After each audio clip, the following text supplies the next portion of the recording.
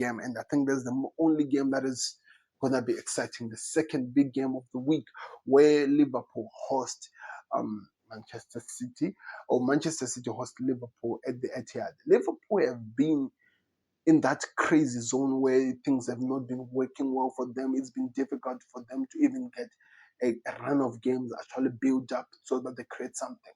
And they're going to be playing a Manchester City team that are really high in belief, especially with what they just did to Dortmund in the Champions League, but also what they did to is it Bournemouth in the Premier League. This team was also one of the most difficult teams to play, and they beat them. That gave Pep Guardiola team confidence. And Pep Guardiola has already said he's ready for this game. He's really excited over it. Maybe it's just to play some mind games, but he's really speaking of how ready he is of this game. So that makes it even more scarier than when you think about it. But there's a lot of things that we have to also consider in this game. This game could go sideways fast.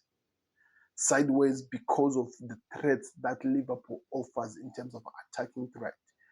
Because as they do that, as they go forward, as they try to test everything that is there, it could leave so many things unturned rather than what we have seen. So the most impressive thing that Liverpool have done in the last two games at which they've won, they've kept a clean sheet. If you've been watching Liverpool this season, a clean sheet has been their kryptonite. What is the thing that has helped them to do so? Some people say that the introduction of familiar players, Bradley and Andy Robertson, playing together alongside that midfield three of Gravenberg, McAllister, as well as Soboslai. The thing also has been told Gravenberg is that he should stay a bit more deep. He should only attack in some certain occasions, but should stay deep.